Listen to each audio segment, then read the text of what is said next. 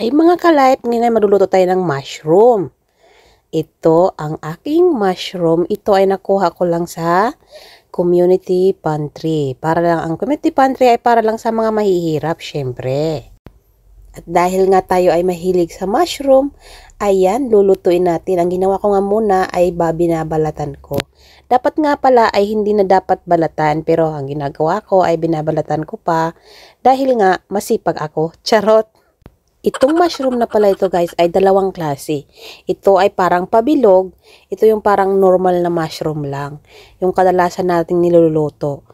Ito yun. At ito naman ang isa ay oyster mushroom naman.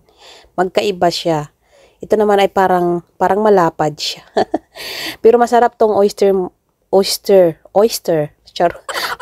Bakit napunta na dito yung galing sa dagat?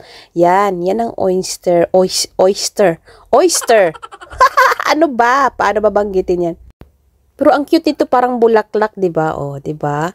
So, ayan lang. Kunti lang naman yan. Kung maluluto na yan ay isang mangkok lang. Ayan na nga ang aking babalat-balatan ko na siya at hihiwain ko na yan. Masarap yan! Alam niyo mga ka-life, ganito talaga ako basta may nakukuha akong mga mushroom sa community, agad-agad na niluluto ko yan. Alam niyo ba kung bakit? Dahil paborito ko tong mushroom na to. Paborito ko talaga. At ang gagawin ko dyan ay hahaluan lang natin ng tuna. At saka mga ka-life, hindi lang ako ang mahilig sa mushroom, pati yung mga anak ko mahilig sa mushroom din. At mahilig din sila sa gulay. Kasi nga, monkey see, monkey do. Ayan na nga mga ka-life, hinugasan ko siya ng 5 beses. Pagkahugas ko nga, ayan, hihiwain na natin ng maliliit. Maliliit lang talaga ang pagkakahiwa ko niyan kasi nga masarap siya. Kasi kung malalaki, hindi siya masyadong kumbaga yung lasa niya hindi siya masyadong masarap, ganun. Igigisa lang naman natin kasi yan. Madali lang naman yan. At saka wala naman talagang social na pagluluto nito dahil nga ito ay pang mahirap lamang. At ito na, naghiwa na nga ako ng mga ricado, kung ano yung mga ilalagay ko kasi igigisa lang naman natin to. Madaling-madali lang naman to. Pasensya na kayo kung maraming kamatis. Marami kasi kaming makukuhang kamatis sa community. Tsaka, tinipid-tipid ko na rin kunwari yung sibuyas at tsaka luya. Charot!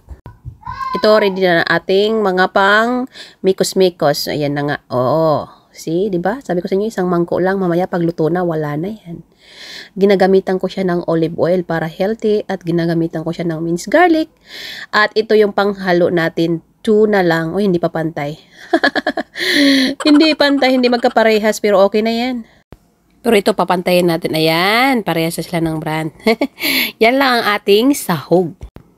Sa mga kakarelitit lang nitong niluluto ko ay yung kumakain ng mushroom. At yung sarap-sarap na sarap sila sa mushroom.